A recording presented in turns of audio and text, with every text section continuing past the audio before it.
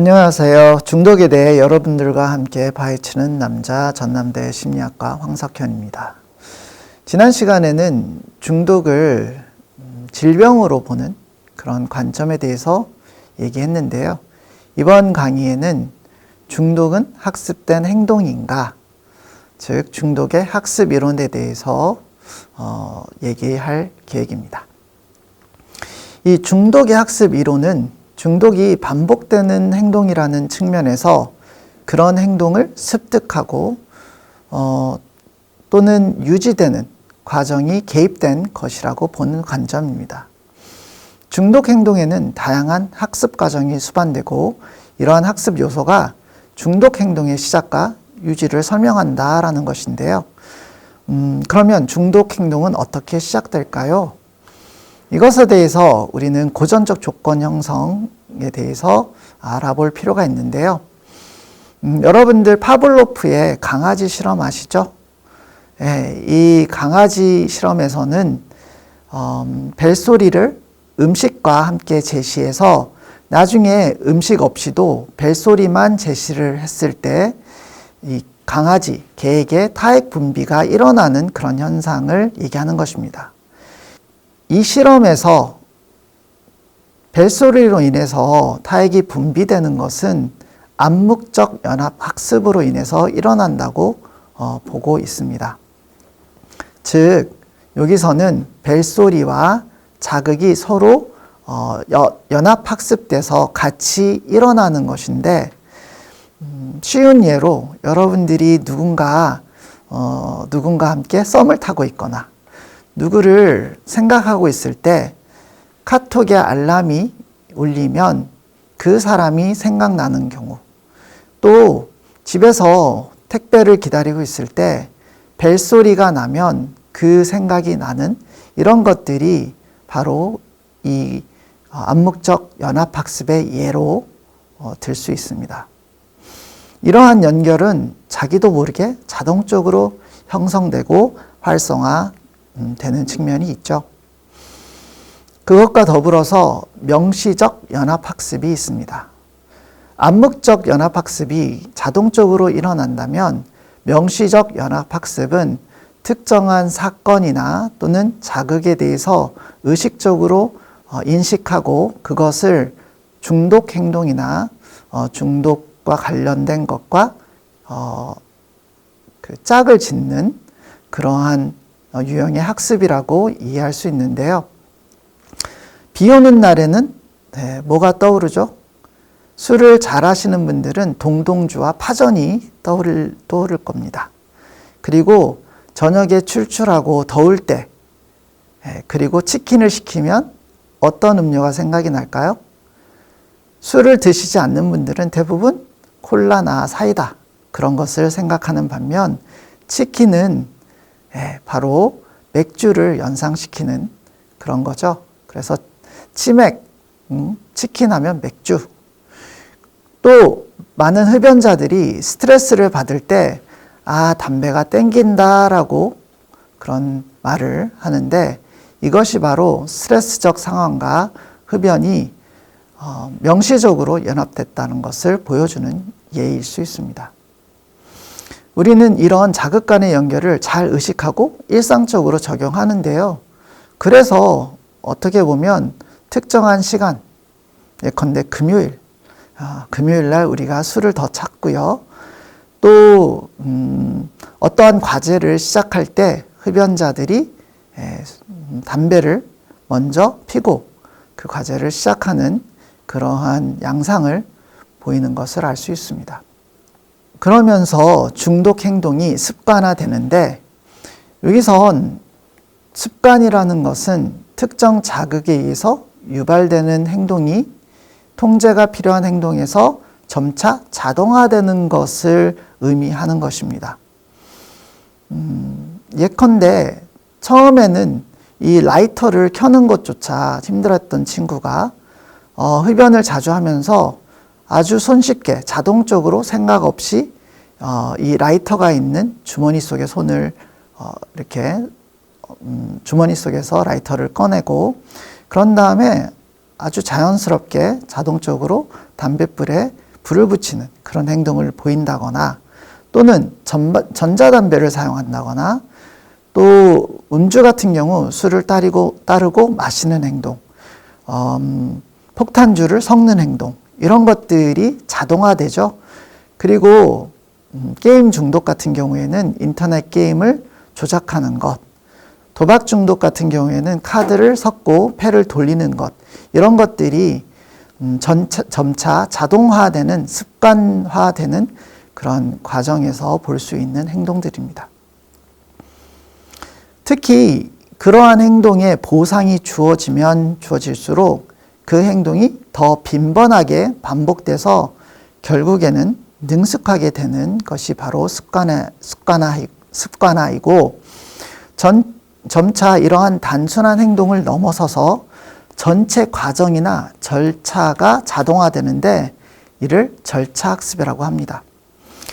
운전을 처음 배우시는 분들은 아마 입으로 많이 되뇌이실 거예요.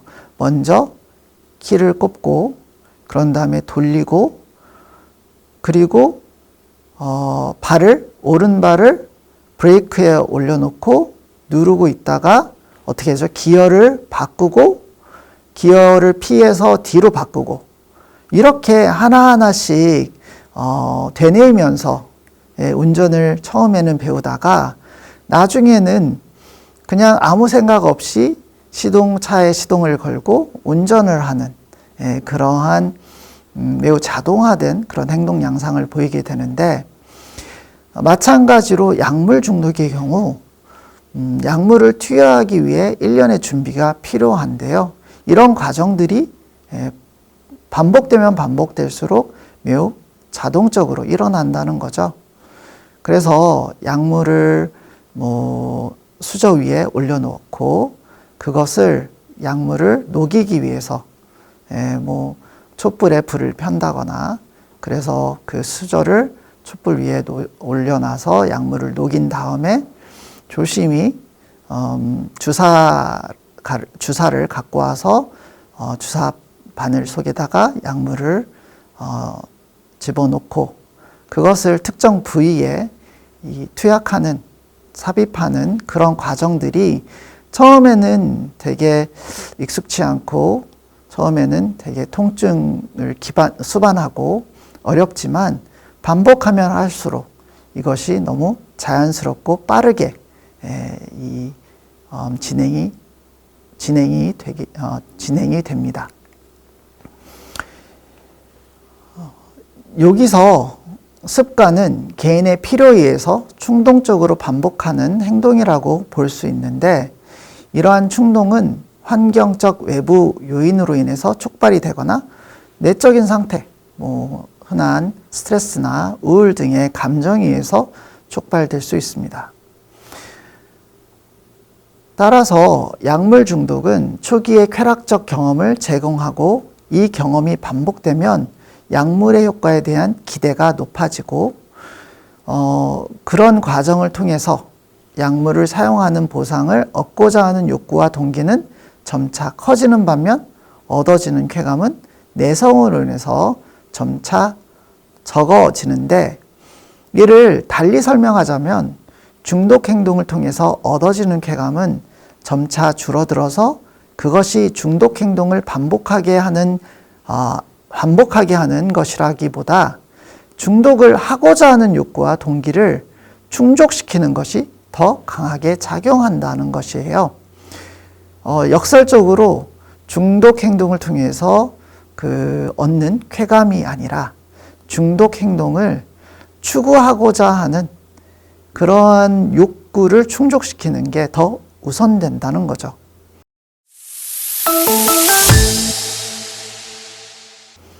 쉽게 설명하자면 도박자들이 실제로 가장 큰 기대와 가장 큰 흥분을 경험하는 그 시간은 강원도로 향하고 있는 버스를 타고 가는 시간입니다.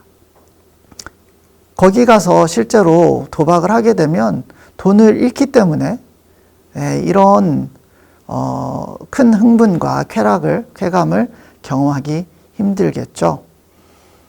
하지만 그곳에 가는 순간 내가 얼마나 딸지, 얼마나 큰 돈을 손쉽게 벌 수 있을지, 그리고 지금까지 내가 잃었던 돈을 한순간에 대박을 쳐서 얻을 수 있을까라는 그러한 기대로 인해서 이런 이 시간이 가장 즐거운 시간이 되고, 마찬가지로 흡연자들 같은 경우 흡연 공간으로 이동할 때 가장 마음이 급하고 흥분되는 그런 경험을 하게 됩니다.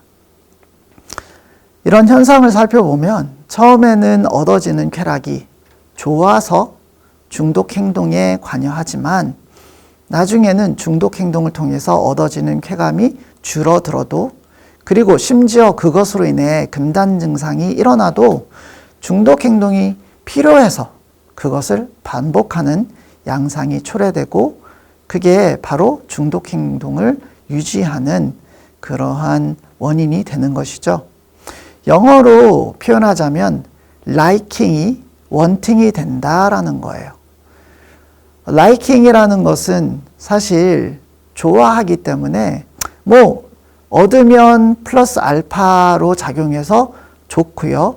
하지만 없어도 내가 그것으로 인해서 큰 고통을 얻지 않는 반면에, 원팅의 경우 내가 무엇이 결핍돼서 그것을 필요로 하기 때문에 이 행동을 하게 되고, 필요한 것이 충족이 안 되면 고통스러운 그런 경험을 유발하게 되는 것이죠. 이렇게 보상을 추구하고 싶고 그것과 연관된 것에 주의를 기울이는 마음 상태를 전문 용어로 보상 현저성이라고 하는데, 일반적으로 위험을 알면서도 달콤한 유혹에 잘 빠져드는 상태를 이 관점에서 이해할 수 있을 것입니다. 개인적인 수준에서 이러한 학습이 일어날 뿐더러 사회적 맥락에서 간접 학습을 통해서 중독 행동이 일어나고 유지될 수도 있습니다.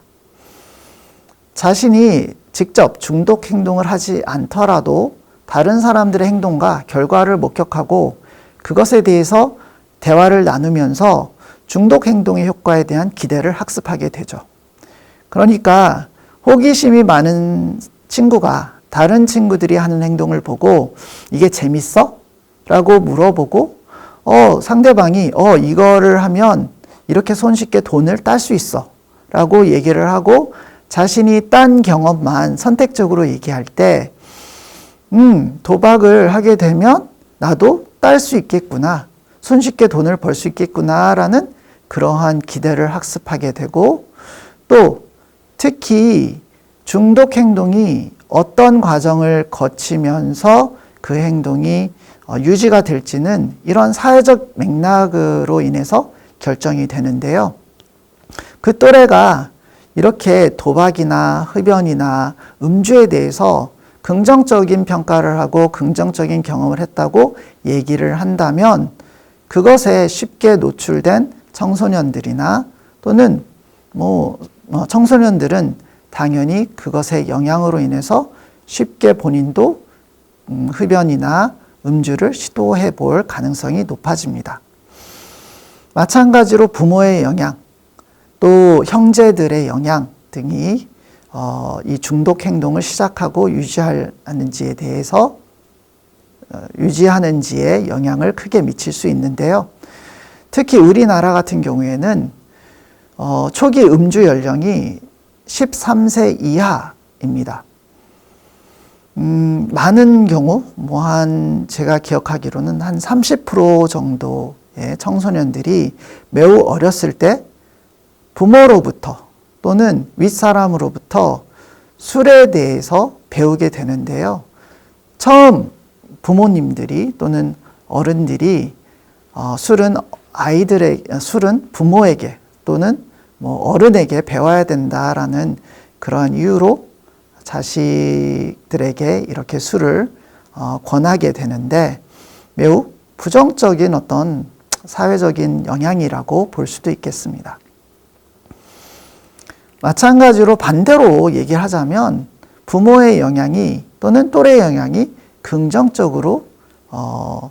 긍정적인 기능을 할 수도 있는데요. 특히 또래들이 또는 부모가 흡연을 하지 않는다거나 또는 음주를 하지 않는 경우 이러한 위험에 노출될 가능성도 그만큼 줄어들게 되는 것입니다. 그러면 이렇게 사회적 학습이 일어나는 조건들이 있는데 무조건 다른 사람들이 술을 마시거나 흡연하는 것을 본다고 해서 그 행동을 따라하는 것은 아니고요. 첫 번째로 이 행위자가 행동에 대해 주의를 기울여야 됩니다. 그러니까 실제로 다른 사람들이 어떻게 행동하는지, 어떤 맥락에서 어떤 이유에서 그런 행동을 하는지 잘 살펴야 되고, 두 번째는 실제로 학습자가 또는 행위자가 이런 자신의 행동으로 옮길 수 있는 행동이어야만 이런 사회적 학습이 일어날 수 있습니다.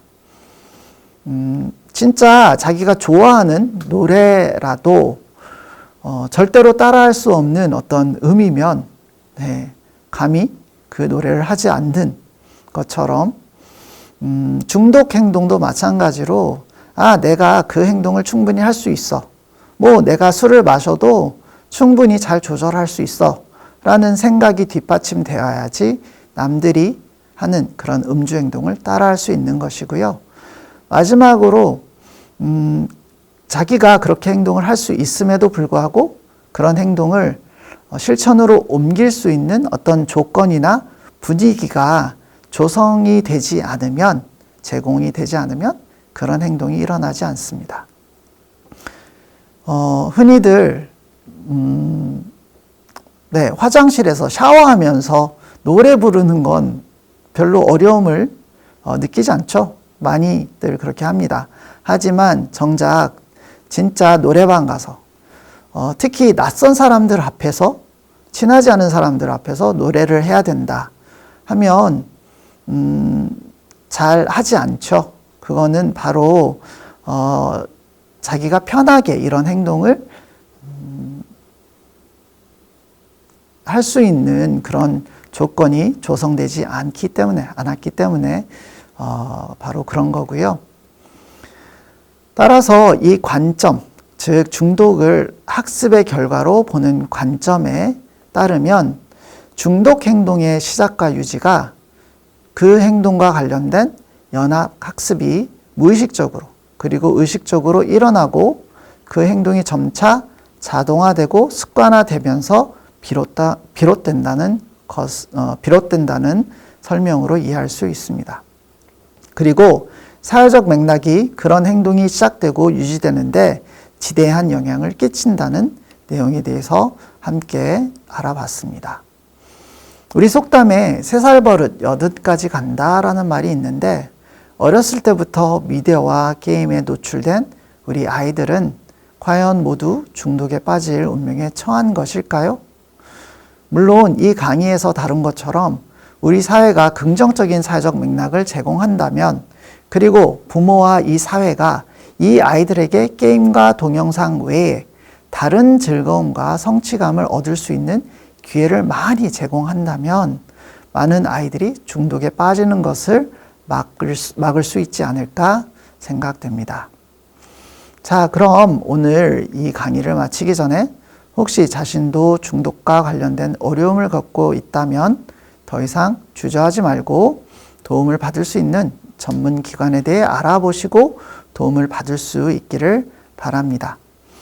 다음 시간에는 중독자들이 가장 다루기 힘든 목마름, 즉 갈망에 대해서 배우는 시간을 갖겠습니다.